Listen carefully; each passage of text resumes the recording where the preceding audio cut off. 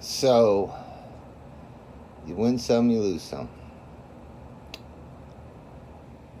I was hoping that this coin would be covered with stuff and it would be dark. Where's my pointer?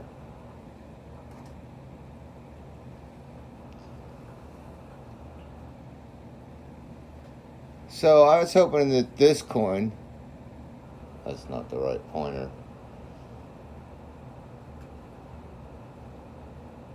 Oh, it's stuck on there. Okay. I was hoping that this coin, these little dark spots in here, see these little dark spots? I was hoping the coin would be the color of the coin, and this white stuff, which as you can see under this light is more of a copper. You need to put it next to some copper to find out if it's white or if it's copper. Even then, look at the copper color here and then these spots. That's the same color. And what that is patina. You know what I think happened to this? This coin is bare copper, except for these little brown spots in here. This is bare copper. Bare. It's not covered with anything. It is severely corroded in the weirdest ways. But anyway, so what was it? $22, and it's a $12 coin now. Probably. I mean, it was a $12 coin when I bought. I lost $10. Okay, all right. You win some, you lose some. All right. This coin here, this 1853, I got it for $27, and I'm sending it to be graded. Because it looks really fine. So, yeah, win some, lose some. What can I say? I got an 1844. It looks terrible on camera.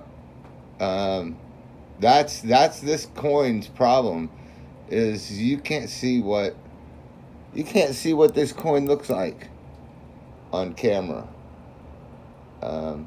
It looks like it's covered up with something, and it's not. That's the surface. You know what has been done to this?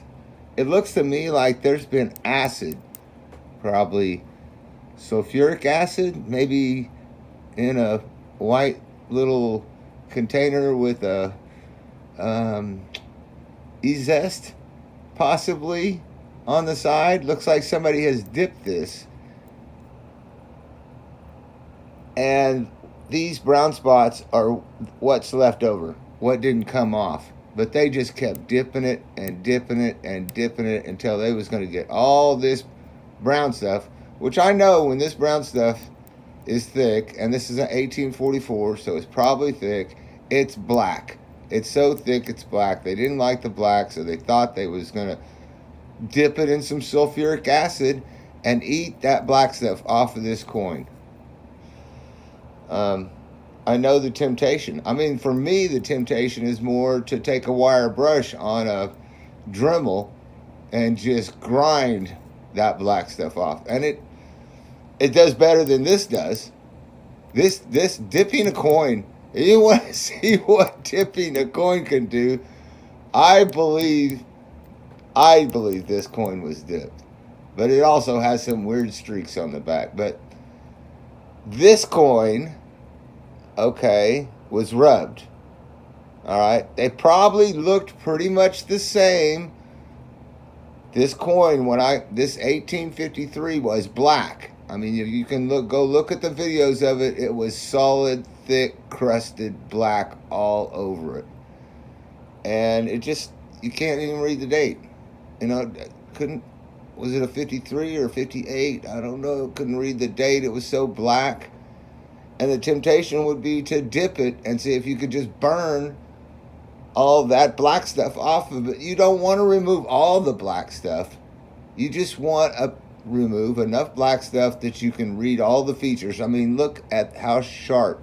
See right there? That right there. Look at how sharp that is a strike through. Something was on the coin, the planchet, when it was struck in the die, and it's a wonderful one. And it's all detailed out now. It was full of black yuck stuff. So this person probably, somebody said, you can't clean that coin. Well, I got to get this black stuff off. Well, you can dip it. Okay, I'll dip it. Oh, man. You should have cleaned it. You should have made it look like this, not this. Or you should have left it black. Although I have to say, it looks pretty bad when it's black. But I'm pretty sure this coin's been dipped. I'm pretty sure, it's now is probably a $12 coin that I paid $22 for.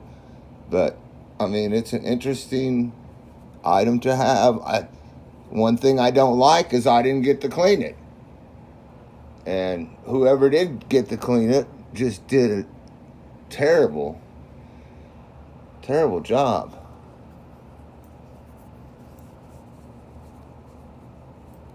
So, that's what I'm saying here. There are these streaks in here almost, and these streaks go from field to field, edge to edge, but not really through the edge, maybe. And the streaks almost look like they're in the planchet, because they don't strike over. I have to zoom in on that. Zoom in on that. I'm probably looking sideways. Probably supposed to have it something like this. Using my fingers on it. Get some fingerprints on copper, and you're talking bad news, man. So, yeah, wow. What on earth made those streaks across there? It's like, that's not acid. Maybe. Yeah. I don't know, but that looks white. A camera is only able to shoot, as far as I know, the primary colors, yellow and blue and red, basically. There is no color silver. There is no color gold. There is no color copper. Those are metals. And it's, you can't mix. There's no way you can mix yellow, red, and blue and get silver or copper. So that's why it looks all white. So if you ever see a copper coin that looks all white like this and looks like it's coated over with something, it might have been dipped. It probably was dipped. I mean, this one was dipped. I'm just pretty sure. And this is why I don't dip my coins. Okay? People might, you want to give me a hard time for cleaning my coins. That's not dipped. That is what the copper that's the shape of the copper. There's nothing, this is bare copper. Bare. The only bare spot that's not bare is those little black spots. And the rest of this stuff out here is just all the color of copper. And that's why I won't dip a coin, because it takes more work to get, to rub it using fluoride rather than sulfuric, using Rembrandt rather than using E-Zest. E-Zest is just ungodly. So here's what mine turned out like. When I clean a coin, that's what it looks like. When somebody else dips a coin in E-Zest, that's what it looks like. E-Zest, Rembrandt. I mean, look at that beautiful strike through. Have you ever seen a better strike through than that one right there? Look at that. Look at the details in that strike through. It's amazing.